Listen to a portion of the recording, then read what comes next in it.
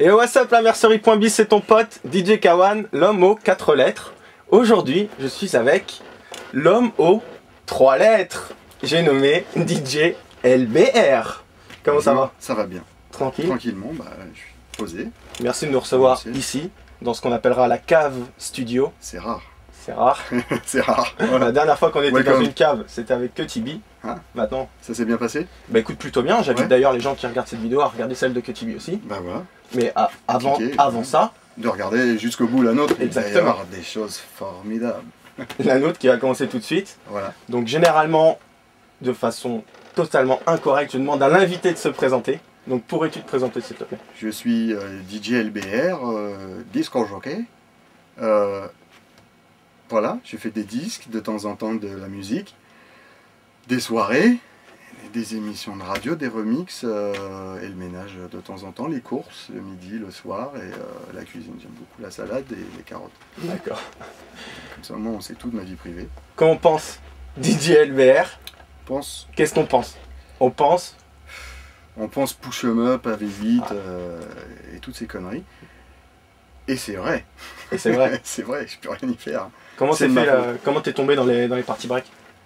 Écoute, en fait, j'ai une passion pour les mégamix. À la base, je suis un grand fan de medley et de mégamix. J'ai fait toute ma culture musicale avec les DMC, les Disco Mix Club, donc vraiment les anciens, avec des remixeurs comme Sanix, Alan Coulthard, voilà, tous ces mecs chez Pettibone et tout ça, qui faisaient des longues versions ou qui éditaient les disques et qui les remixaient sur des bandes magnéto. Et j'ai fait mes oreilles en fait avec les mégamix. J'ai aimé évidemment les disques ou les maxi, les versions longues, mais vraiment ce qui m'intéressait c'était le mixage des disques les uns avec les autres. Ce qui fait que naturellement, quand j'ai découvert Grandmaster Flash and the Wheel of Steel, c'était ça ma musique, c'était ça ma technique en tout cas, c'est ce que j'aimais. Ce qui fait que naturellement, quand j'ai commencé à avoir du matos et tout ça, à part le fait de faire des mixtapes ou des soirées ou des trucs, je suis tout de suite allé vers les parties break. Et puis les parties break, c'est quand même l'essence même du hip-hop, quoi que certains en disent. Puisque le hip-hop, à la base, tu prends un break que tu répètes de gauche à droite pour faire danser les gens. Et ensuite, un MC qui vient et qui anime la soirée. Ça, je te parle du hip-hop original. 2 platines, un micro, et tu répètes des loops, ce que je fais. Je prends un MC qui gueule dessus et qui fait danser les gens.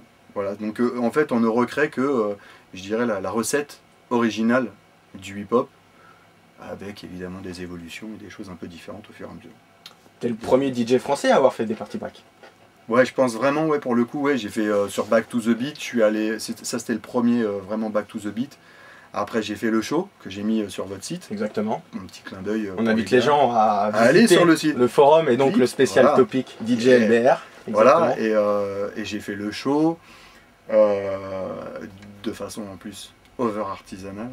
C'était un grand moment. Tu peux revenir sur les méthodes d'enregistrement de ce parti? Écoute, franchement celui-là, j'aime bien la raconter l'histoire parce que quand même moi j'y crois pas. Parce que le truc il a quand même bien tourné, sans me vanter, mais ça a été un classique.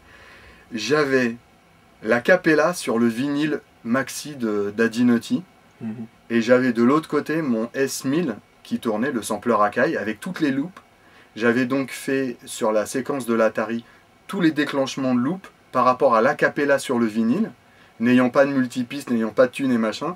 J'ai fait DAT, play, j'ai envoyé mon instru via Atari et j'ai lancé au scratch, enfin comme ça, la cappella en live, j'ai enregistré, j'ai fait le mastering, c'est devenu le party break. Voilà, alors là, et puis le résultat était quand même correct, quoi, parce qu'il fallait se prendre la tête sur la moindre loop, le moindre EQ et tout ça. Maintenant, tu as un ordinateur, tu as un multipiste, voilà, c'est clac, clac, clac, clac, tu coupes, c'est Disneyland. Mais à l'époque, tu te prenais quand même la tête. Donc ce party break là, il a été marrant. Et puis après, fort de ce party break, d'une ou deux mixtapes et tout, je suis allé à New York, on y allait tous les 6 mois pour aller chercher les vinyles et tout ça. Et un jour, je me suis pointé avec une de mes mixtapes, donc même pas de CD, rien, genre vraiment le clando, chez AV8. Et je dis, voilà, moi je fais ça. Et les mecs, genre porte blindée, mais comme ça et tout. On dit, qu'est-ce qu'il veut lui? Et le mec, il écoute, il me fait, c'est mortel, je te signe. Et il fait, ouais, vas-y, prends-moi pour un con. Et prends-moi pour un petit Frenchie et tout. Il me fait, non, non, non, je sors ton disque et tout ça. Et ce qui fait que le premier French Connection est sorti.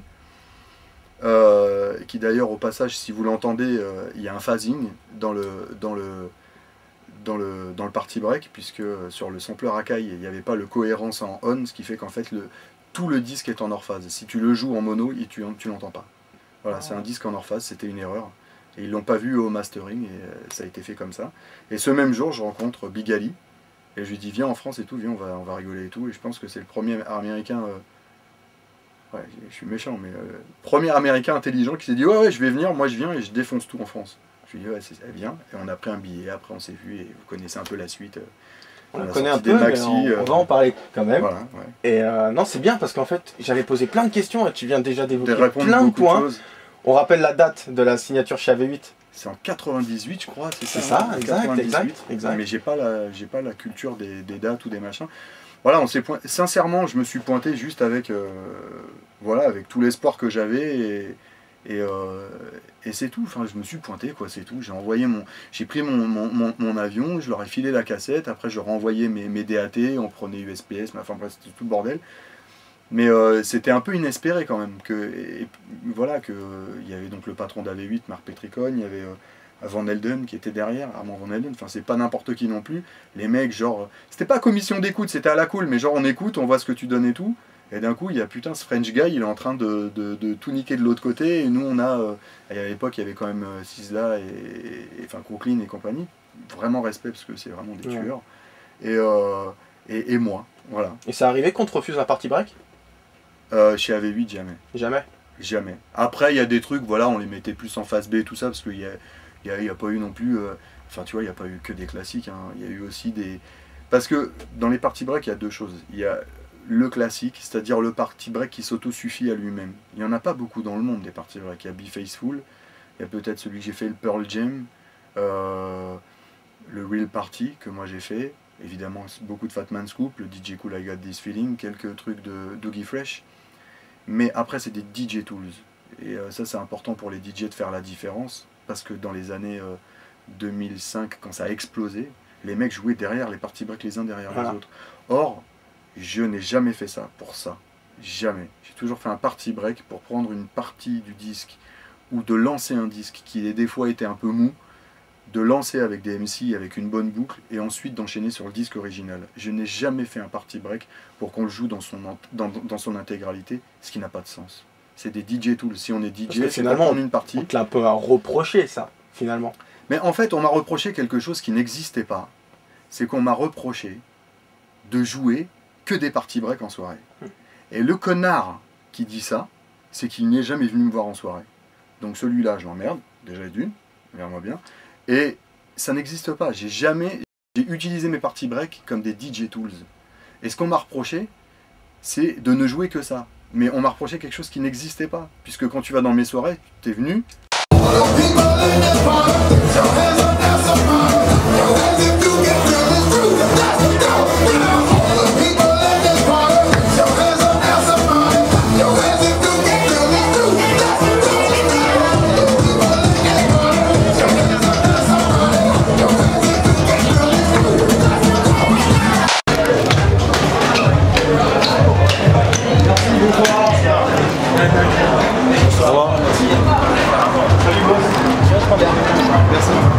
C'est moi qui te remercie. C'est lui qui me remercie. Pour cet incroyable set. Merci. Voilà, il va falloir que j'y rentre tout l'argent maintenant. Est-ce qu'il y en a beaucoup des party break? Bah non, il n'y en a pas tant que ça des party break. Parce que ça me casse les couilles. T'en joues 30 secondes d'un, 30 secondes de l'autre. Il faut les savoir les disséminer avec je sais pas, je dirais tendresse ou gentillesse, tu vois. Mais si tu rends les gens fous avec sans arrêt Scoop ou Ali ou Cool pendant 2 heures, mais t'as la tête comme un pot de fer. Et c'est pas agréable. Et en plus de ça, les party break, ça c'est ma façon moi de travailler en tant que DJ, c'est si tu mets un diamant sur un tas de charbon, tu le vois. Si tu mets un diamant sur un tas de diamants, tu le vois pas. Et si t'enchaînes que des party break à la suite, il n'y en a aucun qui relance quoi que ce soit.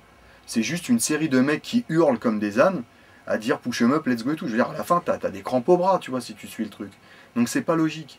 Donc les party break, c'est des DJ tools et ça permet aux DJ, quand il y a des baisses de régime, tu prends un party break sur le beat de Kale Ocho ou un truc comme ça. Et encore, même Kale Ocho, pourquoi un party break? Le truc, il est numéro 1, il n'a pas besoin. Quand je vois, même moi, j'ai fait des mix et tout ça, j'ai fait des mix raga, où j'ai pris le sample old school pour faire un clin d'œil sur le Chicago Street Player. Mais de remixer Kale Ocho, c'est comme le mec qui remixe Be Faithful. Faut être psychotique, quoi. Qu'est-ce que tu veux faire de plus que Be Faithful? À un moment donné, stop, laisse le disque, il suffit à lui-même. Et en plus, j'ai l'impression, et c'est pour ça que les DJ, enfin tu le remarqueras dans la production, les DJ font de moins en moins de party break, ils font de plus en plus de remix. Voilà. Et des loops, et des machins, et des wicked mix, et des machins comme ça. Parce que le party break, les disques qui sortent maintenant sont très dansants. On arrive à des trucs, tu vois, super rapides, des BPM à 130, des Chucky, des machins et tout. Je veux dire, plus dansant que ça, tu te casses les genoux.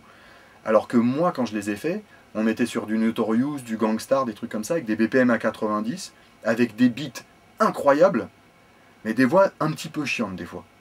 Après, je suis fan de Notorious, mais voilà, quand on a pendant 2 heures de ça, à un moment donné, tu ronfles. Donc il fallait, tu vois, à un moment donné, un mec qui est « Oh les gars, ça y est, on y va, on se lève, tac, on bouge et machin et tout ». Ça avait un sens à cette époque-là. De mettre un MC qui gueule sur un remix d'un truc à 120, 128 ou un Black Eyed Peas, boum boum boum, on peut le faire pour le plaisir. Mais c'est déjà assez efficace comme ça. Donc finalement, le party break, c'est fini? Non, il y a toujours un... En fait, tu sais, c'est le coup de bien le faire et de pas le faire pour le faire. J'entends trop... Je suis désolé, je suis très très franc. J'entends trop de party break avec une voix et une loupe pour rien. Et ça, pour rien, ça veut rien dire. De mettre une intro avec le mec « Push 'em up now, let's go now, here you go now, bass drop, come on, push 'em up now ». Ça fait 15 ans qu'on les entend. Tu vois, même moi, des fois... Alors des fois, je reprends des boucles et tout. Mais j'essaye. J'ai pas dit que j'y arrivais. Mais en tout cas, quand je travaille, j'essaye toujours que ce soit pas casse-couille.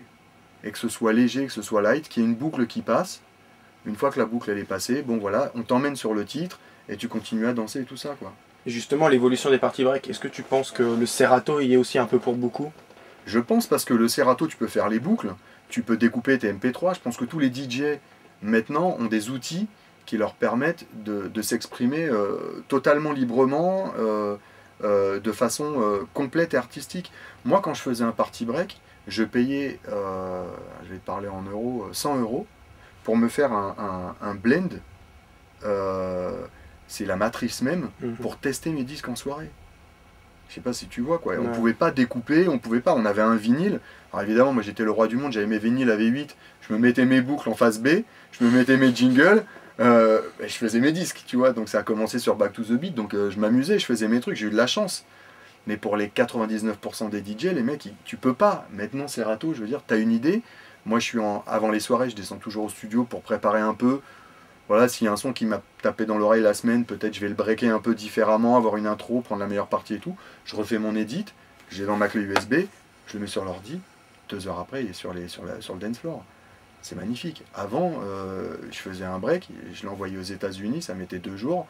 Ils faisaient le mastering, ça mettait 1 semaine, ça revenait au bout du... Il fallait que j'approuve le test. Voilà, maintenant, voilà, tout se fait, c'est beaucoup plus facile. Donc le Serato, il ne tue pas le party break, mais par contre, il a changé, je pense, la façon de travailler du DJ. Je pense qu'un DJ se doit aujourd'hui, par rapport à l'outil qu'il a, qui est le Serato, de jouer ses propres edits, de faire souvent ses propres remixes, et de donner son empreinte sur la musique qu'il passe.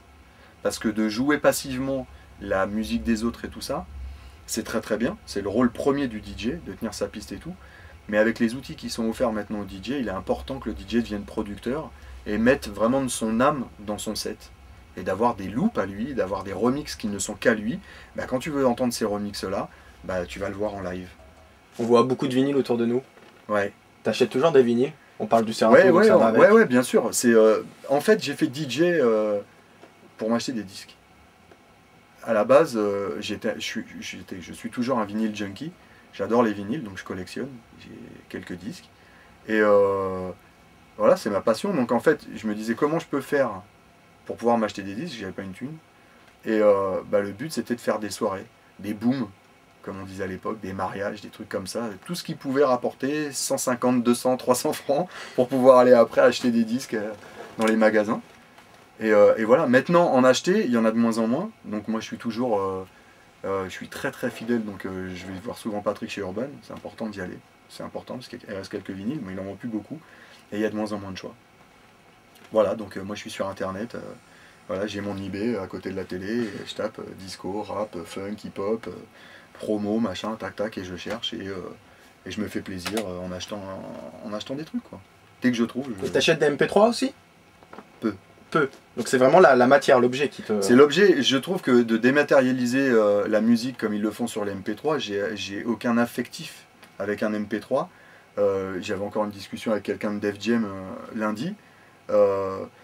Moi je connais la discographie de Rick Ross, je savais même pas qu'il était sur Def Jam, enfin je m'en fous, puis j'ai pas fait gaffe. MP3, tu sais pas qui a produit, tu sais pas qui a composé, tu sais pas, il y a rien, il y a aucune information. Le nom du mec et le titre de la chanson, c'est tout. Et c'est dommage parce que tu passes à côté, en recherche, tu passes à côté d'énormément de choses. Quand tu connais bien les disques, comme moi je pense bien les connaître, on a toujours regardé le label, qui était le producteur, où ça a été enregistré, qui était le mec de mastering. Quand on était avec Damage, on a passé des heures et des heures et des heures à gratter avec Damage, des disques à Brooklyn, à Londres et tout.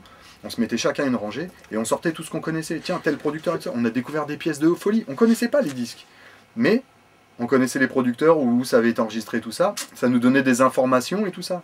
Sur un MP3, il n'y a pas d'informations. Le MP3, tu l'as, il est gratos. Bon, voilà. Je préfère acheter un CD à la rigueur, un truc que je surkiffe. Voilà, je m'achète des CD à la Fnac de temps en temps. Quand je trouve un truc sympa ou un album important, un Kanye West ou un Ryan Leslie ou des trucs comme ça. C'est assez contradictoire parce que malheureusement sur le site d'AB8 aujourd'hui on peut acheter des MP3 et tu leur fournis aussi pour qu'ils les vendent en MP3. Ouais, ça je peux pas, je ne suis pas un anti-technologie. Ouais. L'affectif que j'ai, c'est pour mes vinyles et pour avoir de la matière, pour avoir une belle pochette et tout ça, parce que j'ai commencé par ça. Je ne reproche pas aux autres qui ont commencé par les MP3 de ne pas aimer le vinyle. Maintenant, moi, mon kiff, je vais sur... Il y a un site incroyable aux États-Unis qui s'appelle Beat Street, enfin à Canada qui s'appelle beatstreet.ca. Mec, ils ont des pièces, des trucs, genre des réédits de Michael, des trucs comme ça. Moi, je me les achète. Je les ai envie. J'estime ne pas posséder la musique tant que je n'ai pas le disque. Donc pour moi, avoir une collection d'MP3, j'en ai je sais plus combien que j'en ai, mais je les ai pas. J'ai pas le disque, c'est pas le master. C'est un MP3, c'est du 320, c'est compressé, c'est pas le wave, ou c'est pas le vinyle avec le son, la compression et tout ça. Donc j'ai des MP3, oui j'ai de la musique, je peux la jouer en soirée, je suis content, mais je n'ai pas le master. Et le master c'est avoir le disque, je pense. Voilà, mais je suis pas contre la technologie, au contraire. Pardon, je pense que c'est important pour les DJ d'avoir les MP3, que c'est formidable, qu'on n'a pas à te casser le dos, et pour rien au monde je reviendrai au vinyle. Et il y a des sujets de fâcherie avec quelques DJ qui sont toujours ah ouais, les vrais DJ ils jouent en vinyle et tout ça. Je m'estime pas un faux DJ parce que je joue en Serato. Ouais. Au contraire, je pense qu'il faut avancer. Et là j'ai encore vu des nouveautés qui arrivent, des appareils qui arrivent qui sont complètement dingues, où tu as tout intégré, c'est-à-dire le fader, la carte 64 Go. Tu loads des MP3 sur ta carte, tu peux te faire toute ton architecture, tu as des télécommandes, tu peux retirer le truc, jouer devant les gens, tu as toute une nouvelle gestuelle et tout. Tout évolue à une vitesse, le Serato, faut que ça évolue aussi, quoi. C'est important, je pense. Voilà. Tu nous parlais de Big Ali tout à l'heure. Ouais. Beaucoup de gens ne savent pas forcément que c'est toi qui nous l'as ramené sur le territoire. Ouais. Ce mystère. Ben, on a habité 5 ans, je l'ai enfermé 5 ans ici. Et on a habité 5 ans ensemble, en fait. Voilà, on s'est rencontrés à New York chez AV8. Il signait son premier disque avec Vince, Mr. Vince, de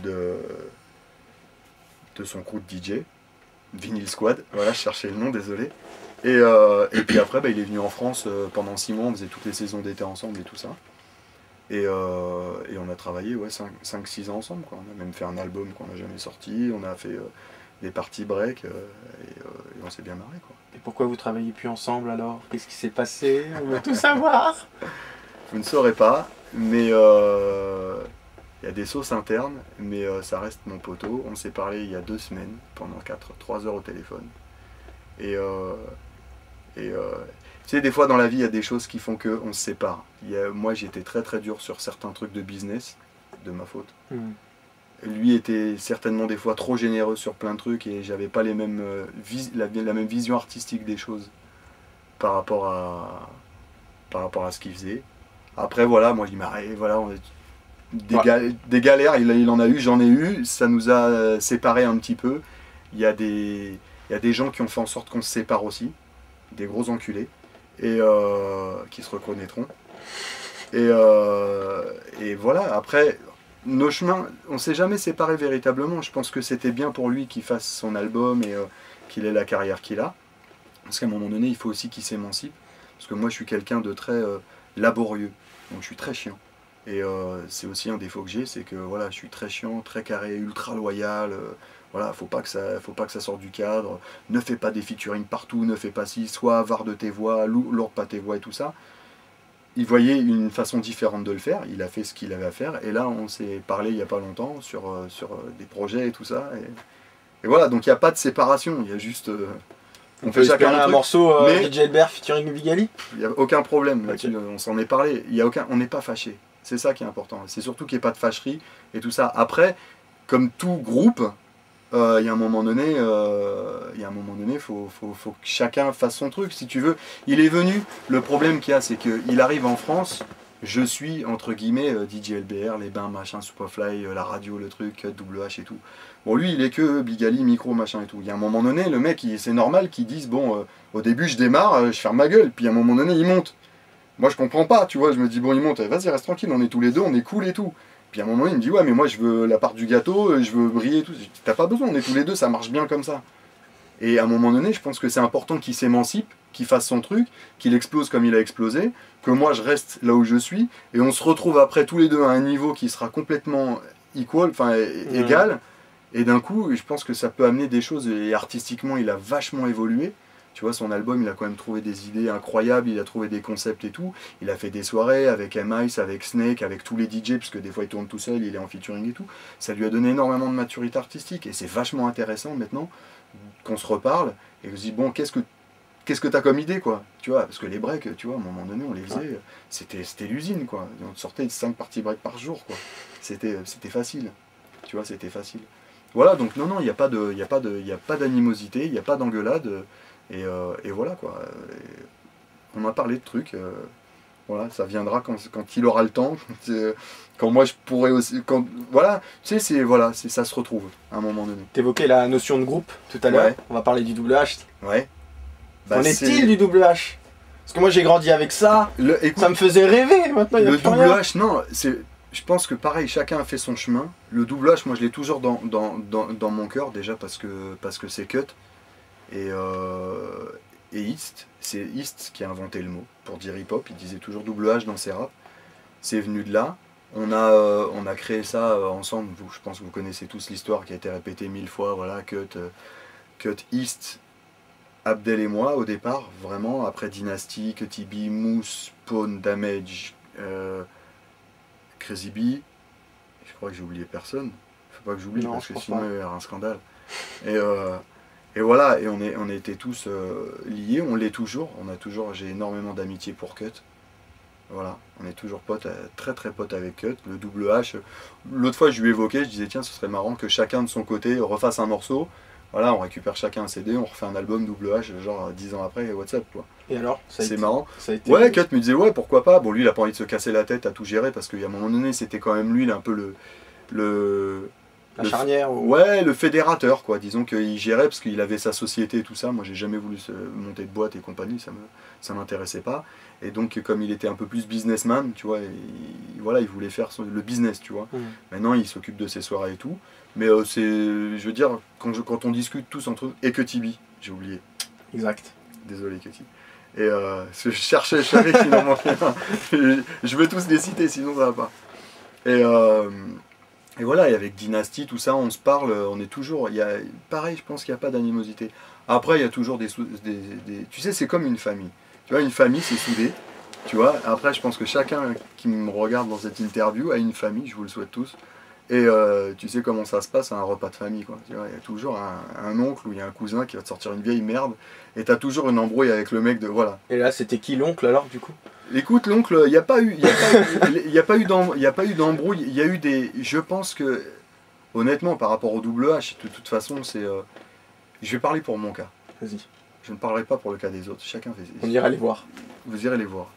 Pour mon cas, à un moment donné, quand il y a de la place et quand les agences ne bookent qu'un seul ou que 2 DJ, parce qu'il n'y en avait que pour eux, à savoir Cut et Abdel, j'en ai pris acte, parce qu'on m'a dit ouais mais tu comprends, machin, je comprenais pas, mais c'est pas grave. J'ai fait moi, je vais faire mon truc à moi, c'est-à-dire moi je suis pas le king de l'underground, le rap français, j'aime bien, j'ai soutenu le rap français à une époque sur Radio Star, et après ça m'a moins parlé. J'ai dit je vais partir aux États-Unis, je vais faire mon truc. Et je reviendrai par en haut, là où personne pourra contrôler mon retour, ou pourra me dire non non toi sur le côté je laisse passer mon frangin. Ouais. Voilà. Et à partir de là, eh ben, j'ai fait mon truc. Et là quand tu as des disques qui arrivent des États-Unis en import, qui que tu sois, tu peux pas les bloquer. Tu vois ce que je veux dire? Là tu peux rien faire. Et chaque DJ, à un moment donné, a pris son chemin, mais pas pour des raisons contre un tel. C'est ça qu'il faut comprendre. Moi, j'ai pas fait des parties break en disant ah putain, je vais le faire parce que l'autre il me casse les couilles. Et personne me cassait les couilles. Chacun faisait son truc. Cut a fait son truc en radio et surtout sur Skyrock. Abdel faisait son truc sur Canal. Crazy B, à un moment donné, est un peu parti, il a fait son truc. Dynasty est redevenu le king de l'underground et tout ça. Mousse est parti aussi et a fait son truc parce qu'il avait envie de faire ça. Et tu sais, je dis toujours, les buissons ne poussent pas à l'ombre des grands arbres. Ça revient à la même discussion qu'avec Ali, avec la même discussion par rapport à moi et le double H et tout ça, c'est qu'à un moment donné, tu t'émancipes.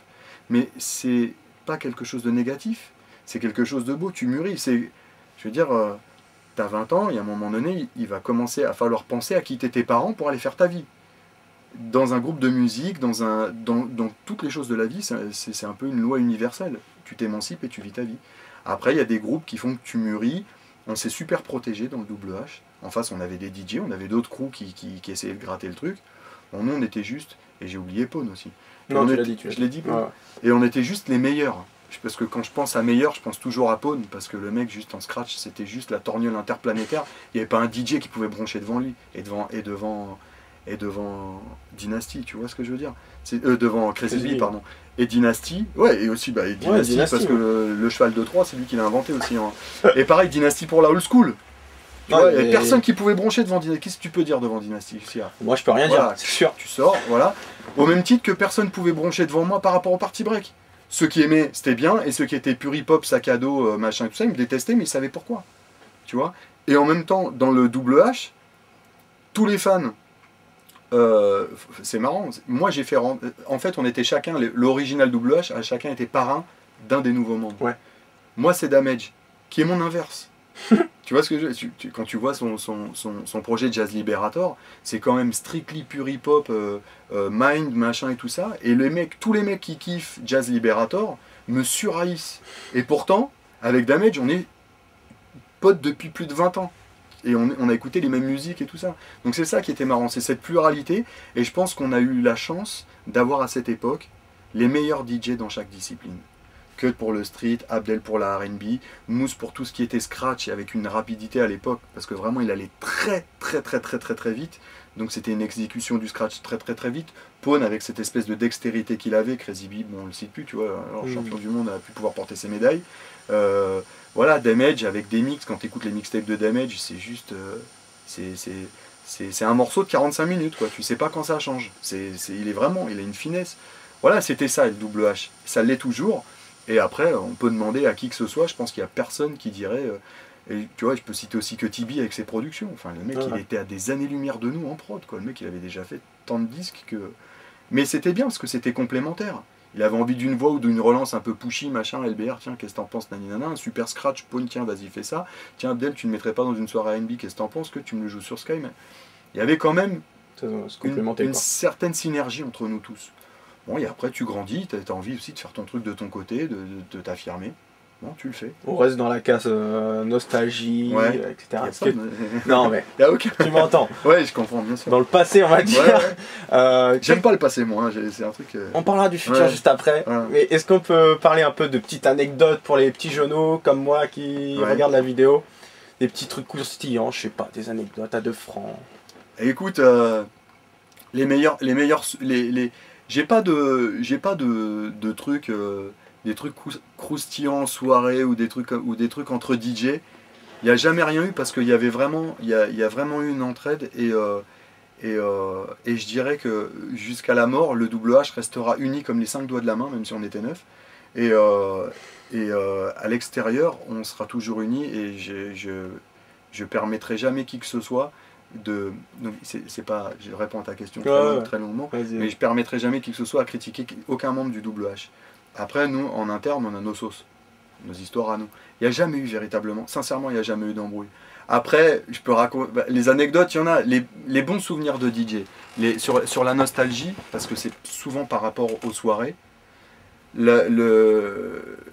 Alors après, il y a plein d'exemples qui ont peu de choses à voir. L'énervement de Cut une fois, parce que je dis, au lieu de dire, on faisait une tournée Pepsi, et on bossait avec Cut, et au lieu de dire, et voici Cut Killer au platine, parce que j'animais, parce que j'ai commencé animateur radio, quoi. Et je dis, et voici une démo de Cut. Et on était fatigués, on avait 9 jours de tournée. Il arrive dans les loges, il pète les plombs. Et il me fait genre un scandale. Je me rappelle, si tu regardes l'interview, tu vas rigoler. Mais c'est pas une démo, je mixe, c'est tout. Je fais pas de démo. Mais c'est pas une démo. Et c'était genre sur les jeux de mots, mais très fatigué. Et le mec, il a fait un caca nerveux violent pour rien. C'est pas très croustillant. Mais sur le moment, on s'est tous regardé, genre, qu'est-ce qui se passe? Qu'est-ce qui t'arrive? J'ai dit des mots, j'aurais pu dire, et voici ta connerie au platine, que ça aurait été pareil. Et il avait pété les plombs. C'était au Marina à Perpignan. Je me rappelle bien parce que ce moment-là, il a été mais grandiose. Après, dans des soirées, le pire de tout ce qui m'est arrivé, le pire des pires, c'est à Marseille, enfin à Aix, au Club 88, l'une des premières soirées avec Ali. Il arrive en France, il vient... Il est chaud, il est content, il boit de la vodka pour ceux qui le connaissent. Et à un moment donné, il saute de la scène pour aller vers la table et il se récupère sur sa cheville. Comme vous le savez tous, c'est pas quelqu'un de très très fin de base. Et donc la cheville explose dans la boîte et on se retrouve avec des pompiers qui peuvent même pas le mettre sur le brancard, avec l'enfer, avec l'hôpital, l'opération, tout ça, mais à part le fait qu'il ait vécu, et c'est le plus important, l'enfer, moi je devais rester au platine pour assurer la soirée. Et le mec m'a pas arrêté la soirée. Ce qui fait que j'étais au platine, je voyais mon pote par terre en train de dire « My uncle, it's broke. » Bon, et je me dis « Merde, qu'est-ce qui se passe ?» J'entendais, il y avait le son à fond dans la boîte, il y avait 14 personnes qui l'ont vu tomber, moi il était devant moi, j'étais en haut de la scène, tout le monde dansait, et tu pouvais pas arrêter. Ouais. Et ça, j'ai vécu l'enfer. C'est un souvenir que j'aurai toute ma vie. C'était l'enfer. Le plus gros stress de toute ma vie. Et les meilleurs souvenirs, parce qu'il y a toujours quand même les bons souvenirs. Ouais. À l'inverse, c'est les conneries. On va avec... j'adore. Je suis très Jean-Pierre Foucault. J'adore faire des surprises. Alors, à Ali, je lui ai fait une surprise une fois. Je lui ai dit, viens avec moi à l'aéroport et tout, tu m'accompagnes et tout, machin. Il vient, il prend son passeport et tout, qu'est-ce qu'on fout et tout, je dis ouais on a une soirée de merde et tout, machin, viens et tout, il vient avec moi, on avait des soirées, tu vois, en province, on prenait l'avion ou le train, tu vois, et en fait là on allait au Japon quoi, et donc il était comme un dingue, je dis allez viens, on part à Tokyo et tout, donc on part à Tokyo, et là on va faire une soirée dans une boîte, et le taxi, franchement je l'ai en vidéo ce truc là, et qu'il a tourné 1 heure, il parlait ni anglais, ni français, je sais même pas s'il parlait japonais, et on était perdus, tu sais si t'as vu le film Lost in Translation, ouais. Et on l'a vraiment vécu. C'est-à-dire un espèce de non-dialogue absolu où tu es dans le taxi, tu as une soirée, tu as le temps qui tourne. Mais la soirée, le mec, ouais, mais on est arrivé à l'heure. Mais et l'autre, il était pété de rire dans le taxi. Moi, évidemment, je m'excitais comme un âne, je voulais tuer le mec. Voilà, ça, c'est une anecdote, genre de truc bien galère. De toutes les belles soirées qu'on a faites avec Ali, à la belle époque de Cannes et à la belle époque de Saint-Trope, où ils n'avaient pas encore l'habitude de ça. Où on ouvrait, c'est-à-dire on était les premiers à véritablement, avec Cut, Ali et moi, à amener le hip-hop dans ces soirées-là qui ne faisaient que de la house et tout ça. Maintenant, t'as Lil Jon, il est invité permanent, tu vois. Mais c'est nous qui avons ouvert ça par rapport au bain, par rapport à notre culture et tout ça. Et la plus belle soirée, ou tout du moins la plus belle chose qui m'est arrivée, c'est un jour au bain d'avoir mixé, d'avoir mixé au bain, et ils ont fait l'after show sans qu'on le sache de Sugar Hill Gang, à l'époque en 98. Ils étaient en tournée à l'Élysée-Montmartre et ils débarquent dans la boîte. Et les mecs viennent et tout, machin. Ah ouais, t'es le DJ, on a entendu parler de toi, c'est cool, on fait l'after, machin, on peut avoir une bouteille, on est Sugar Hill Gang. Bon, vas-y, t'y vas, Sugar Hill Gang. bouteille et tout. Et les mecs, ouais, vas-y, si tu veux, on te fait un freestyle et tout, ça a la cool et tout. Et je sais pas pourquoi, bon, j'avais les vinyles, le passe-passe sur Good Times, bah il saute pas cette fois-là. Donc, nickel, tac, tac, le break de Good Times, tac, ils me font le Rapper's Delight en live et tout. Et tout se passe bien, les mecs, ouais, t'es le meilleur DJ de la tournée, on t'aime, tu vas machin, évidemment, à l'américaine. Hein. D'un coup, j'étais leur fils spirituel. Et il y a quand même un mec qui vient me voir, un petit mec, 40 balais, 40-50 balais, qui vient me voir, il me dit, ah putain, franchement, respect, hein, moi je te kiffe et tout. Il me prend dans ses bras et tout. Et il me dit, franchement, putain, t'es un putain de DJ et tout. Et je dis, ouais, merci, ça me fait plaisir. Il était avec eux, je dis, t'es le manager et tout ça. Et il me fait, non, non, non, moi je suis leur DJ sur scène, je suis Davey DMX. Pour ceux qui connaissent Davey DMX, c'est juste un boss absolu de la old school.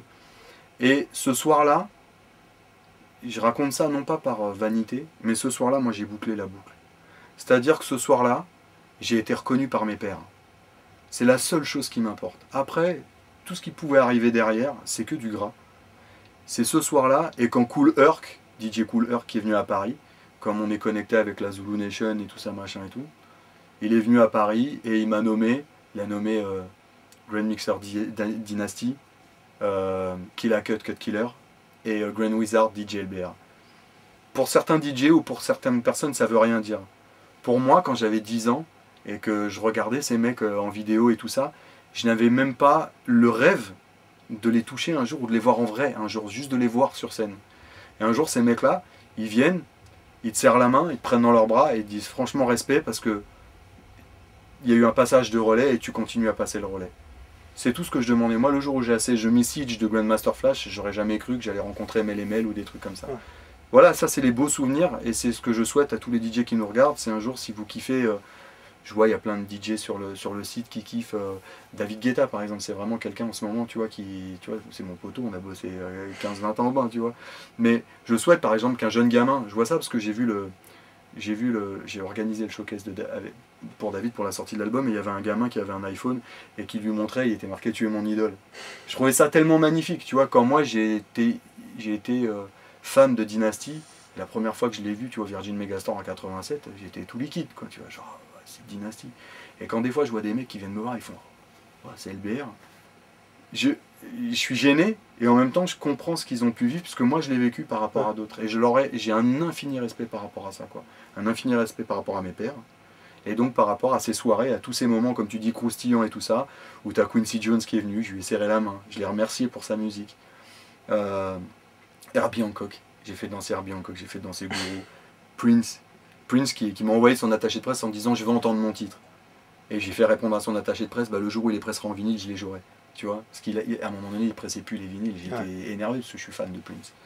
Voilà, que des trucs comme ça, où c'est des moments magiques, où t'as MLML qui vient faire le rap à côté de toi, Sugar Ray Gang, Beyoncé, machin. J'ai eu de la chance de croiser ces gens-là, et il y a toujours eu un échange artistique, et ils t'ont jamais traité avec condescendance. Ils ont toujours été là, ouais c'est cool, tu vois, comme Maria Carey qui vient et tout ça, elle essaie de chanter, d'un coup le micro marche pas, elle est perdue, machin, elle me regarde, genre, je lui envoie un disque, tu vois, il y a plein de subtilités comme ça, plein de moments qui sont agréables quand tu es amoureux et passionné de la musique. Moi c'est ce que je suis avant tout, avant de dire je fais ci, je fais ça, c'est tous ces gens de qui j'ai joué les disques et qui après me reconnaissent et qui me traitent à égal.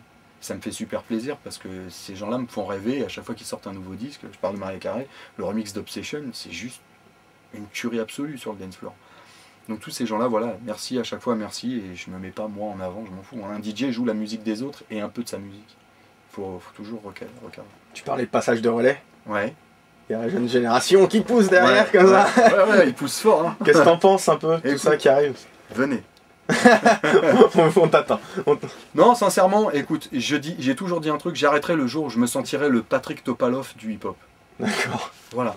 Et je me suis arrêté un peu, il y a 2 ans, où j'ai pris pas mal de recul, parce que j'en pouvais plus de jouer la boucle de Dr. Dre, Still Dre, et qu'à chaque fois que je la jouais, les gens adorent. On s'est vu au duplex dans les soirées, tu vois l'illustration, comme je suis pas quelqu'un du passé, j'en ai marre de jouer toujours la même chose.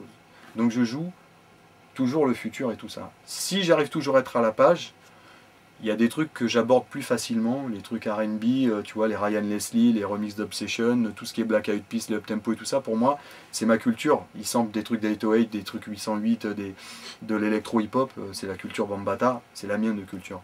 Des fois, j'ai un peu plus de mal à discerner un tube dans une ultra nouveauté crunk, un Lil Wayne, un truc comme ça. Pour moi, c'est pas toujours évident. Faut que je le vois en vidéo, faut que je le vois vivre le titre, et ça me prend 2-3 semaines. J'ai pas genre le déclic tout de suite. Alors que sur les up-tempo, les trucs un peu plus funky, machin et tout. Et le raga, bon ça, c'est entre guillemets, si je peux me permettre, sans trop de film, je donne le ton. C'est-à-dire, on regarde les playlists pour voir là où j'ai été trouver les trucs. Après, le crunk, je suis un petit peu moins vigie, tu vois. Et les relais, il est là, je veux dire, t'as bien vu, je mixe au milieu de mecs, voilà, Red Killer, Nas, Jackson, j'adore Jackson, et à chaque fois il joue, chaque fois il fait un set différent et tout, il est bon, et mon chouchou Kiss. Ah, voilà. J'allais en venir, je voulais ton top 3 de la nouvelle génération. Je dirais pas top 3, non. Je vais te dire, le plus important, parce que je sais que vous voulez m'emmener sur des noms et des trucs et des machins, je dirais pas. Le plus important, ouais, je dirais pas. Je dirais pas, juste, il est cool. Il est cool. Il est cool. J'aime bien ce mot. Il est cool. C'est-à-dire que quand tu viens jouer en guest, il fait un bon warm-up, il est intelligent, il est respectueux, et il est cool. Il a pas le melon, lui. J'adore. Il a pas le melon, lui. Ouais. C'est-à-dire quoi? J'adore. C'est-à-dire qu'il y en a d'autres des fois. Ils font trop de photos, ils font trop de vidéos, ils font trop de trucs. Ils jouent juste tes disques, quoi, putain. J'ai l'impression que des fois, les mecs, ils font DJ pour gagner de l'argent. J'ai pas fait ça pour ça, moi. J'ai fait ça par... Sincèrement, le résumé, ça, si je peux me permettre sans conclure, mais s'il y a un mot sur toute l'interview et tout ça, c'est la passion. J'ai 80 000 vinyles, je respire ça, je vais jusqu'à la mort, je vais respirer ça. C'est ma vie. Maintenant, le mec qui vient, et le DJ, et maintenant vous le saurez, comme ça vous ne me demanderez plus, et qui vient en soirée, genre, oh putain, mortel, hein, Albert, respect, hein, comment t'as fait pour être connu? J'ai jamais voulu être connu. Ouais. Je m'en fous d'être connu. Mais me regarde pas, mais écoute ce que je joue, que je te fasse danser, que la meuf, quand t'es venu au duplex, elle te dise, putain, merci, j'ai passé une... Devant toi, je l'ai pas payé la meuf, ouais. Merci, j'ai passé une soirée de ouf. Ah, elle était avec son mec, elle était contente, quoi, transpirante, les cheveux collants comme ça et tout. Ouais, j'ai fait mon job. Et dans 10 ans, enfin, peut-être pas dans 10 ans, mais... mais voilà, donc la relève, c'est surtout ça, c'est, je pense, de rester toujours humble. Tu ne fais que jouer le disque des autres. Reste cool. Reste cool, tu vois, genre, moi, quand je fais un remix, que je le mets en MP3, et je mets Michael Jackson, Rock With You, remixed by DJ LBR. Je mets pas DJ LBR featuring Michael Jackson. Oh, où vous allez là les mecs? Oh, du calme. Du calme, tu vois, ou qui que ce soit comme artiste. Respecte, c'est l'artiste. Mets ton nom derrière, t'as fait le remix, c'est cool. Mais dégonfle quoi, tu fais pas médecin du monde, tu sauves pas des vies. Tu fais juste danser des gens le samedi soir, quoi. C'est déjà bien. Mais faut garder... Et des fois, je vois quand même des fois... Mais c'est normal, c'est normal. Quand t'es jeune, tu vois, mais juste, faut pas avoir le melon, faut rester cool. Et DJ Kiss, pour ça, il est formidable. Il est cool. Et il est bon en plus. Et chez lui, c'est le maître du gibus. Tu vois, je me vois quand moi j'étais au bain. Tu vois, genre j'étais le boss des bains. Et ils pouvaient tous passer derrière les platines. De toute façon, je reprenais derrière. Bah, je les tuais. Bon, et il les connaît. Il connaît sa clientèle. J'aime beaucoup ça. Et vraiment, ouais, je pense qu'il faut avoir de l'humilité dans ce métier-là pour rester. Tu vois, d'avoir la tronche, de vouloir faire le boulot juste pour être connu, pour avoir ton blaze, pour gagner de l'argent et faire des trucs faciles pour gagner de l'argent. C'est pas comme ça que tu te construis une base solide. Si aujourd'hui je suis là devant vous, c'est parce que vous avez bien voulu m'inviter et parce que j'ai fait un parcours. Mais au bout du compte, quand tu analyses le parcours, il y a beau y avoir beaucoup de styles musicaux, beaucoup de soirées, beaucoup de remixes, beaucoup de trucs, j'ai toujours gardé le même cap. Il y a eu des périodes où c'était bien, en 98 j'avais super la classe, d'être AV8 et machin et tout. Mais en 2002, quand il y a eu toute la le grand retour DJing, turntabliste et tout ça, j'étais banni. Tu vois, j'étais pas banni dans les boîtes, mais dans le bateau phare, fallait pas que je me pointe, quoi. T'avais tous les mecs, genre, machin, JD et tout, machin, toi, tu joues les push-em-up. C'était le côté vulgaire du hip-hop. Ouais. Et je garde le cap. Et maintenant, les mecs qui font les push-em-up et tout ça, c'est même plus des remixes, c'est les disques officiels. Donc, tu vois, c'est des boucles. Mais moi, je garde toujours le même cap parce que j'aime cette musique-là. J'aime le hip-hop en tant que culture, la musique. Et j'essaye de garder le cap et d'être toujours le même. J'essaye, hein, et de pas avoir le melon, quoi. Ça, c'est important. D'être toujours cool.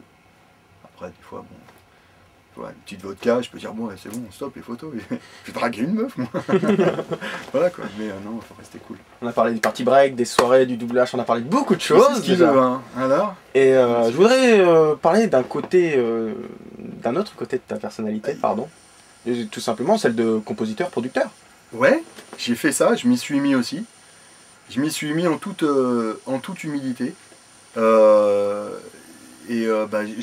Forcément, je pense que le métier de DJ il a évolué et que dans l'évolution logique du métier, il faut produire, il faut remixer d'abord, faire des parties break ou des mégamix ou des choses comme ça, remixer, puis à un moment donné, tu en viens à la compo, tu te dis bah tiens, elle a fait un disque ou lui il chante machin et tout ça, pourquoi moi après tout, je suis une éponge, j'estime être l'éponge de tout ce que tu vois autour de moi, de tous mes vinyles, de tout mon vécu et tout ça, peut-être que j'ai des choses sympas à faire partager.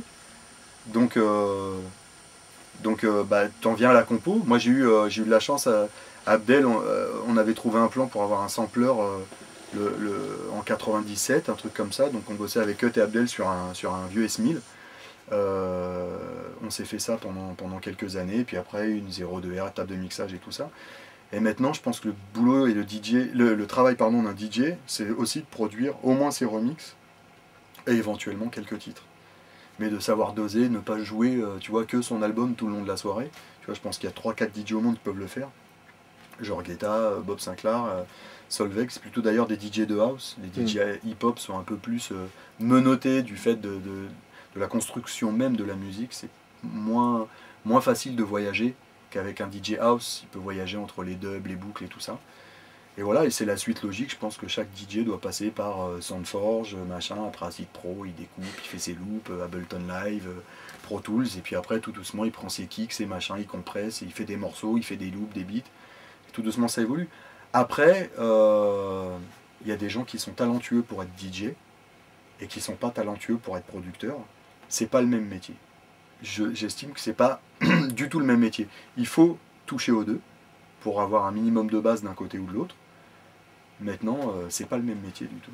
Voilà, il y a des DJ qui sont des formidables DJ, qui sont des piètres producteurs, et des producteurs qui se nomment DJ, qui sont absolument incroyables. Je vais en donner un parce que j'ai pas honte de le dire. Je pense que DJ Premier, tout le monde a pleuré sur les beats de DJ Premier. Enfin, Gangstar, c'est juste le mur des lamentations du hip-hop, tu vois. Mais après, en DJ, quand je l'écoute, ouais, respect, mais enfin bon, voilà. Pas de quoi casser une patte à un canard, tu vois. Honnêtement, c'est pas méchant de dire ça. C'est juste que voilà, le mec c'est juste un super producteur. Et quand DJ, bon voilà, il fait son taf, hein, il a jamais vidé une piste. Mais il n'est pas aussi renommé en DJ qu'en tant que producteur. Tu vois, au même titre que moi, j'estime être meilleur en DJ qu'en tant que producteur, même si je fais des prods, voilà, tout doucement. Il y a des mecs qui aiment, il y a des mecs qui aiment pas. Je les mets sur la mercerie, il y a un mec qui me dit tiens, j'aime bien, j'aime bien le remix Bam Bam de ton dernier truc. Bah ouais, parce que l'original c'est tellement difficile à jouer, tu vois, et des trucs comme ça. Donc tout doucement, je donne des sons. Il y a eu un tube il y a 2 ans, là, You Got It, là. Voilà, bon, bah tant mieux. Qui devrait sortir aux États-Unis, si j'ai bien compris d'ailleurs. Ouais, tiens, voilà. qui va peut-être sortir. On a eu une proposition. Alors maintenant, je t'explique, hein, dans la musique, les propositions, t'en as tous les jours. Ouais. Voilà, donc faut rester calme. Moi, je suis un glaçon, je suis icebox par rapport à ça. Allô, ouais, on adore ton titre, c'est mortel, génial, on va te le signer. Ouais, super. Tant que tu l'as pas sorti, que t'as pas donné les contrats, que t'as pas signé, il n'y a rien qui est fait. Donc, on reste cool.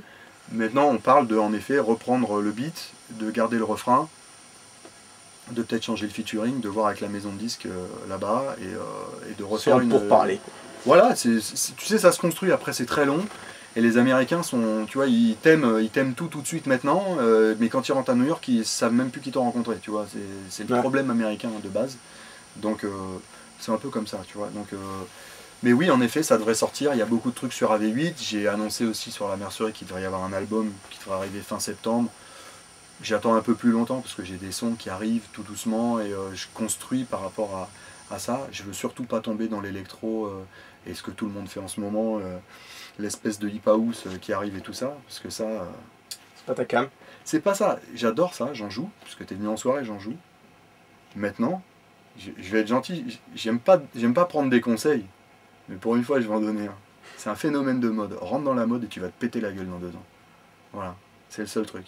Rentre dans la mode et t'es mort. C'est sûr.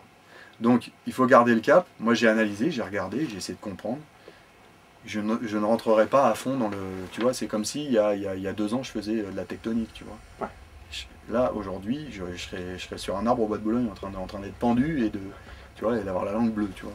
Donc, non, il faut jamais rentrer dans les phénomènes de mode. C'est plutôt hip-hop, orienté hip-hop raga, dancehall, avec des trucs up-tempo, mais de tout, quoi. De tout ce que tu peux rencontrer dans une soirée. Je pense que ça, c'est important. Donc, Plutôt que de partir directement. Le dernier album des Black Eyed Peas, pour toi, c'est... J'aime bien parce que c'est mes potes qui ont composé le truc. Et encore, quand j'écoutais la première fois, j'ai fait I Got the Feeling, hein, quand même, c'est pas évident, quoi. J'ai dit, putain, Black Eyed Peas, tu vois, j'ai le premier album de Black Eyed Peas, il n'est pas encore Fergie. C'est autre chose, hein. Tu vois, donc j'ai du mal, des fois, et en même temps, I Got the Feeling, je vais dire pourquoi j'aime bien I Got the Feeling, parce que quand je le joue, les gens, ils ont le sourire en soirée. Donc j'aime bien ce titre-là, parce qu'il est happy. Maintenant, voilà, il y a les 2 titres de David et tout ça, ils sont vraiment bien. C'est David et Fred qui les ont fait. Voilà, c'est bien. Il y en a d'autres qui arrivent là. Il y en a un là, qui arrive là, le Chris Willis là, qui a été réenregistré, qui est Chris Willis. Avec Fergie, will.i.am. Voilà. Il y a l'exclus sur la nursery déjà. Ouais. Il y a la démo. Ouais. Il y a la démo. Ouais. Là, ça fait mal. Tu vois, ça fait mal. Donc voilà, c'est des coups comme ça où voilà, ça c'est intéressant. C'est un phénomène de mode, mais je pense qu'elle va pas durer si longtemps que ça, quoi. Parce que quand tu analyses, écoute bien l'album de Jay-Z, quoi. Lui, il est parti de l'autre côté, lui. Ah ouais. Lui, il a pas été. Hein. Il a un titre, la Ghetto Techno, ou je sais pas quoi, j'ai plus vraiment le titre, qui est pas mal, mais bon, on verra. Mais il a pas été. Kanye West, il a été, puis il est vite revenu. Et là, les numéros 1 en ce moment, tu vois, Drake, dans le dancehall, Serrani et tout ça, ils vont pas là-bas. Ils disent ça, c'est allez-y, amusez-vous, mais nous, on sera encore là après. Ouais. Attention, faut bien... Comme le dernier album de KRS-One.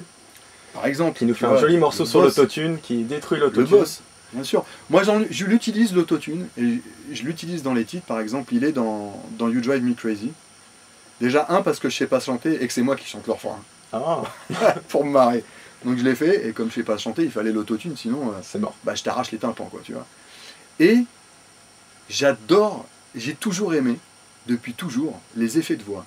Je suis un fan de Zap, je suis un fan de vocodeur, je suis un fan de Planet Rock. Pour moi, l'autotune, c'est une excroissance de ces effets-là. Donc quand j'ai entendu l'autotune, qu'on aime ou qu'on n'aime pas Cher, Do You Believe, je m'en fous de la chanson. Mais l'effet, la première fois que je l'ai entendu, j'ai pris une tarte. Claque. J'ai fait putain, c'est quoi cet effet de ouf. Dans Boy Is Mine, à un moment donné, t'as des espèces d'effets aussi un petit peu comme ça, où tu te demandes s'il n'y a pas derrière un petit peu. Ça s'entend pas trop. Mais après, ils en ont mis beaucoup dans certaines brandies et tout ça, tu vois. René Jerkins, il adorait ça. J'adore cet effet. J'adore pas parce que T-Pain, j'adore pas parce que Akon, parce que eux, ils le poussent tellement au paroxysme que ça devient relou. Tu vois, et après, tout le monde chante pareil, donc c'est pas beau. Mais l'effet en lui-même, bien fait et avec des trucs un peu originaux. Ce que ça pas forcément les gens, c'est que la première personne à avoir utilisé ça, c'est Cher en fait. C'est Cher. En avec 2001, je crois. Ouais, avec une erreur. C'est une erreur de l'ingé en fait. C'est une erreur de l'ingé. Les mecs, c'est 69 Boys qui produisaient ça. Le mec s'appelle Peter Roffer. Et Peter Roffer, il a fait une erreur en fait. Il a poussé le truc à l'extrême. Et voilà. Mais au même titre que Armand Van Helden a créé l'effet stretching. Tu sais, quand t'entends la voix qui fait Do you believe, tu vois, c'est beau ça. Tu vois, avec toutes les voix comme ça assurées. Et en fait, c'est dans le S1000. Quand tu règles le S1000 à fond la caisse sur un stretching, ça fait cet effet-là. C'est une erreur. De toute façon, le scratch est arrivé d'une erreur. Tu vois ce que je veux dire? Donc c'est une erreur en studio. Et voilà quoi. Et Cher, le Do You Believe, quand t'as entendu la première fois, d'un point de vue de production, c'est une tarte. Wow, qu'est-ce qu'il a fait le mec là? C'est où cet effet? Qu'est-ce que c'est? Pourquoi? Bon, après, t'entends FL65. Bon, tu dis, bon, d'accord, ça peut aussi être pourri. Et puis après, t'entends Akon et tu dis, ça peut aussi être chiant à force, quoi, tu vois. Voilà, et T-Pain, tu dis, bon, bah là, je vais arrêter parce que j'en peux plus, quoi. Le problème, ils l'ont trop fait, tu vois, c'est juste, ils l'ont trop fait. Maintenant, voilà, après, Jay-Z, voilà, il les a shootés à cause d'une pub, KRS-One, il les shoot. Et c'est, voilà, ça, c'est les vigies du hip-hop qui disent, attention là, les gars, stop. Et c'est eux qui donnent le ton, tu vois. Et c'est eux que j'écoute, pas les autres, parce que eux, c'est les boss. Les autres, ils vont partir dans les parades, ils vont faire des numéros 1 partout et tout, mais dans 10 ans, t'auras une casserole au cul. Tu vois? Justement, on va parler du futur dans 10 ans. Donc de ton cul. Qu'est-ce qui se passe dans 10 ans? Enfin, on va pas parler dans 10 ans. Moi, dans 10 ans, écoute, j'espère être tranquille et d'avoir une belle vie avec une famille et d'être tranquille et tout ça, et de voir plein de jolis DJ mixer des jolis titres dans des jolies soirées et tout ça. Mixer tes titres, peut-être? Qui sait? Qui sait? Non, je sais pas, dans 10 ans, j'espère, les gens auront toujours envie de danser, il y aura toujours des titres formidables. Moi, c'est le titre de demain qui m'intéresse, c'est le party break que je vais faire demain, la loupe que je vais trouver demain, la collaboration, trouver un nouveau MC, remettre un vieux MC au goût du jour. Voilà, je pense que j'arrêterai pas. Je suis pas persuadé que dans 10 ans, comme ça, tout de suite, je serai derrière les platines. Mais il y a déjà 10 ans, je disais ça. Tu vois. Et en fait, tu te rends compte que tu as des DJ, enfin je dirais pas l'âge de certains, mais ils sont sacrément, enfin pas sacrément, mais ils sont plus âgés que moi quand même. Et ils sont juste number one. Tu vois, donc je me dis, j'ai quand même encore quelques années. Je le sentirai, je veux dire, le jour où je jouerai et que je vois qu'il n'y a plus personne qui danse, qu'on dira, bon là, ça y est, ça pue. On a rapidement changé de cassette parce que cette interview voilà, avec beaucoup de contenu était donc longue, donc on a changé de cassette. Et on dit juste avant de couper, tu allais nous faire écouter quelques petits trucs qui vont sortir sur ton album, des petits parties. Enfin, je te laisse sur la sauce. Juste quelques sons comme ça. La mercerie, c'est quand même connu pour être l'endroit où il y a tout avant tout le monde. C'est à peu près ça. Si Mercer. Donc voilà, je vous mets une petite boucle pour juste vous piratiez pas le truc. Mais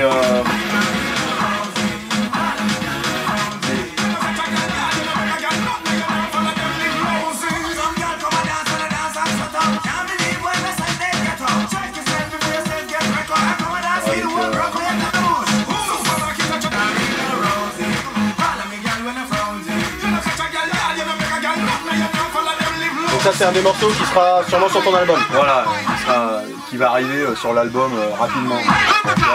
Le break.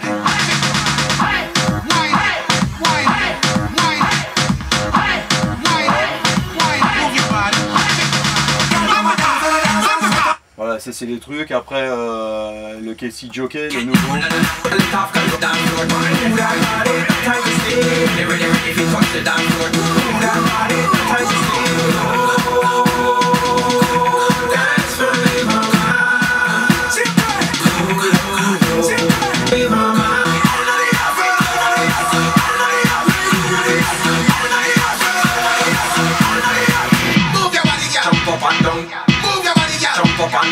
Déjà, là il y a la loupe là, déjà. Si t'es bon, t'as la loupe. Petite hip-hop, tu vois. Avec Rio Perigo, celui avec qui on a fait Mélina.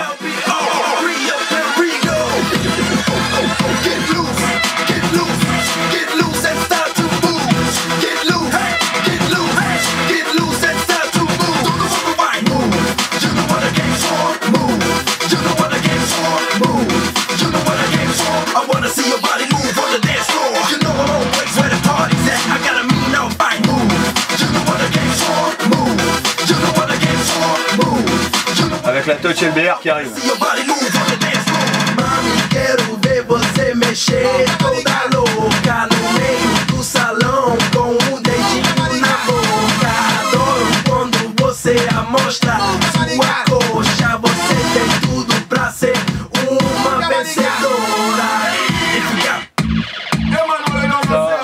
Enregistré juste un petit peu avant la mort de Michael, c'est un titre que j'aimais beaucoup et en fait on est en train de le terminer. Voilà, ce sera un hommage pour lui.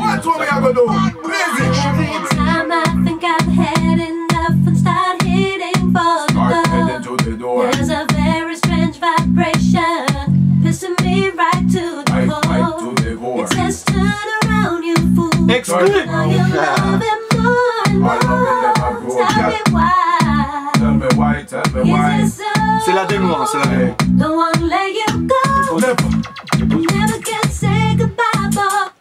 Ah ok, d'accord, très bien, j'ai compris. Non mais qu'est-ce que t'appelles démo? Je veux juste...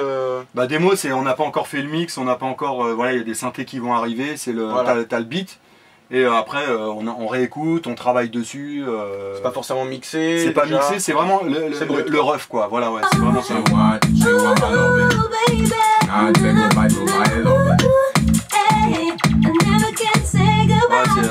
On reprend après vers plus de synthé et tout ça, mais les leads vocaux sont déjà posés.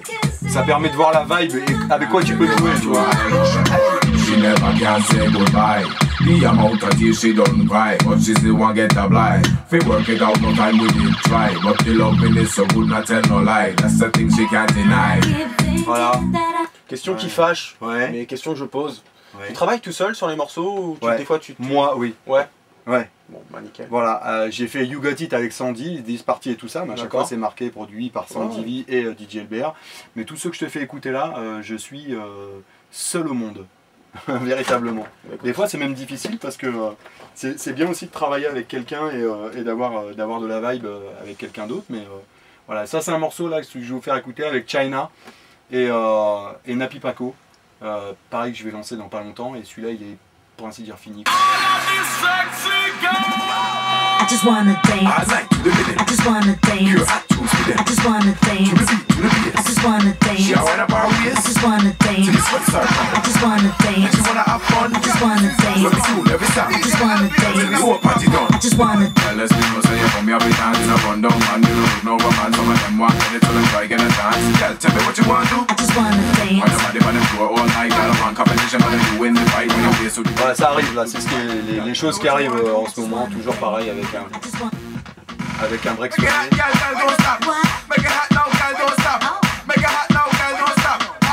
Pareil, ça c'est rough, tu vois, il y a encore des effets dans les voix à mettre et tout ça, mais voilà, on devrait arriver à quelque chose d'assez dansant. Et puis après, le titre qui va arriver, je pense, pour fin septembre, début octobre, ouais, c'est... Ce serait le premier morceau de l'album? Ouais, ce sera ça. Ce serait c'est ça.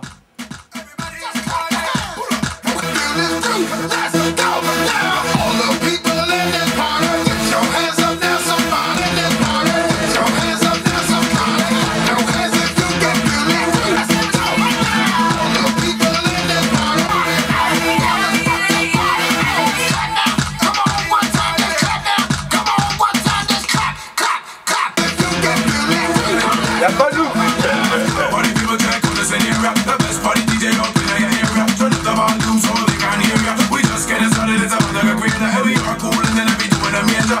Ouais, c'est avec DJ Cool et Nappy Paco, et celui-là je pense que vraiment c'est... enfin je souhaite, j'espère que tous les DJ vont kiffer la vibe de ce morceau parce qu'on a vraiment mis le paquet absolu dessus et il est masterisé, il est prêt. Des détails encore à voir, mais voilà, ça c'est vraiment un titre auquel donc ça annoncera l'album qui sortira un peu près. Je pense que, sincèrement, je sais pas parce que il y a des trucs auxquels je réfléchis assez vicieusement, mais de par mon métier, je suis obligé de réfléchir à ça. Un exemple, si je sors le DJ Cool featuring avec Nappy Paco en même temps qu'il y a la grippe et qu'il ferme toutes les discothèques, le disque il est mort. Donc on a reculé pour savoir comment allait se passer l'épidémie de grippe. À savoir s'ils allaient fermer les lieux de loisirs en France, parce qu'ils ont envoyé à toutes les discothèques, à toutes les salles de concert, le truc comme quoi ça pouvait arriver. J'ai pas envie de planter la sortie, parce que c'est vraiment un disque, je pense que je ferai pas véritablement mieux plus tard. D'accord. Donc j'en suis rare, c'est rare que je dise ça, j'ai pas la tronche, mais celui-là j'en suis vraiment content. J'aime tous mes titres, mais celui-là je pense que à chaque fois que je le joue en soirée, il n'y a pas une fois où ça danse pas et où... pour une première écoute, à chaque fois ça passe les doigts dans le nez. Ouais, t'as cette chance de pouvoir tester tes morceaux en soirée. Voilà, toujours, je les teste tous. Et je vois au moment où les gens commencent à se faire chier, où je regarde, vraiment je les scrute. Tu vois, je suis là, je les regarde et je vois un passage, je vois que c'est un peu plus mou, tiens d'un coup je les vois rebondir et tout. Et j'appuie sur ces passages-là et j'ai un peu mes petits secrets et tout ça. Voilà quoi, et comme vous m'avez demandé sur les petits secrets par exemple, je vous montre un truc. Donc si on fait les boucles, c'est juste sur une loupe. Quand je cherche par exemple sur les parties break, là je suis en train de préparer l'intro et la sortie de la prochaine mixtape. En fait on bosse, on a plein de petits secrets, tu vois, ça c'est l'intro de la mixtape. Évidemment si j'enlève pas le solo ça va pas le faire. Mais,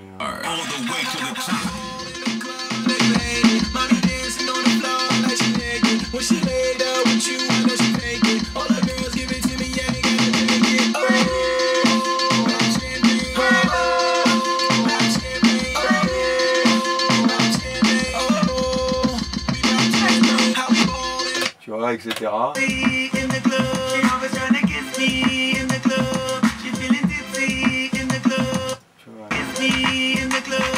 Donc là je montre un peu comment c'est construit, tu vois.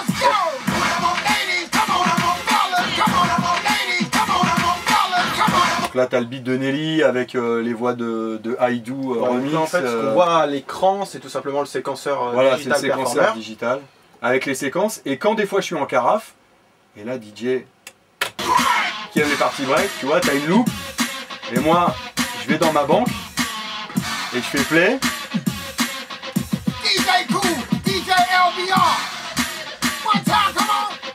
Et je peux sélectionner toutes les voix.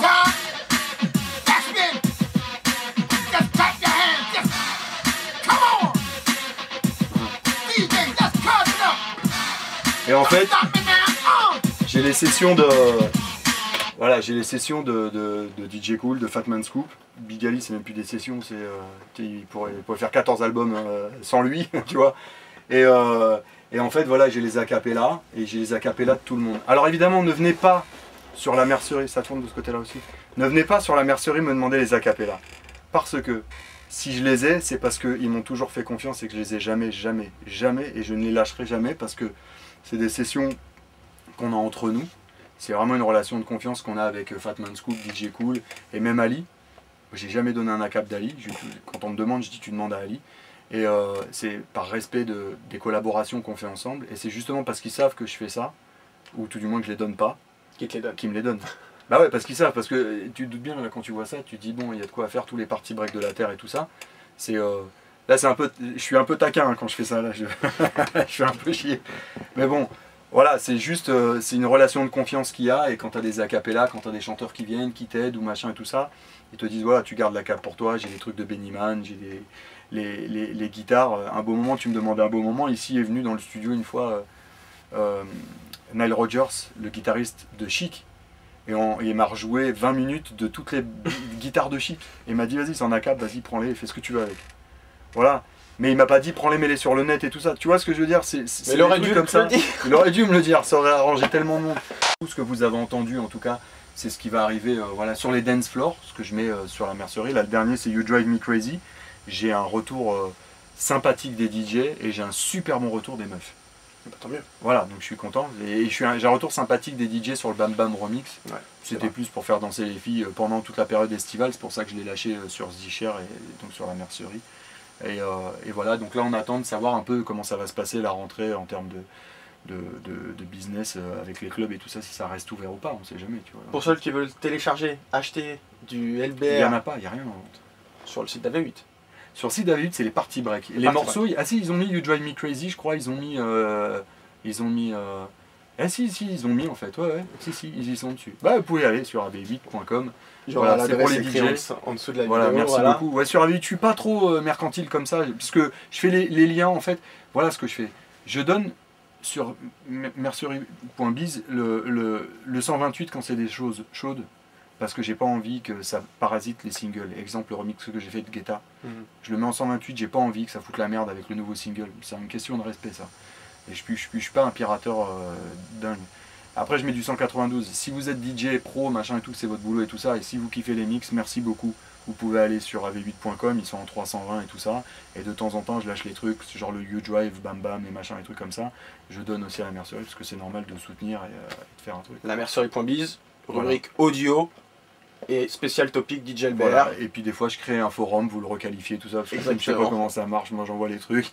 Oui, puisque je leur envoie des liens. Puisque tu es inscrit sur le forum de la mercerie. Ah moi j'y suis, je réponds, hein. Voilà. Vous pouvez y aller, hein. Moi je parle, il n'y a pas de problème, et j'aime beaucoup, et ce que j'aime c'est les critiques constructives. Donc voilà. N'hésitez pas. Ouais, n'hésitez pas, sincèrement, je réponds, je suis sur Facebook, je suis sur MySpace, je suis voilà, ouvert à toutes les techniques de communication moderne.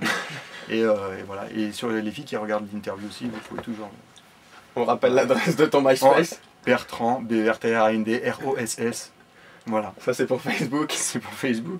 Et pour les DJ, av8.com, lamercerie.biz, ça je m'en fous, faites ce que vous voulez. Je plaisante, pas de problème. Et bah écoute, merci. C'est à vous. L'interview touche à sa fin, ce reportage touche à sa fin, malheureusement. Mais ouais, on va pas y passer des heures non plus, hein. Maintenant il est temps d'aller bosser. C'est ça. Donc voilà, merci beaucoup à vous et de soutenir les DJ, et surtout si vous êtes passionné comme moi, voilà, partageons et c'est vraiment cool quoi. Je te laisse donc le mot de la fin. Eh bien écoute, passion, passion et passion, et c'est ce que je disais tout à l'heure, et puis surtout une chose, je n'existerai pas sans les gens qui dansent sur la musique que je joue, et je ne serai pas...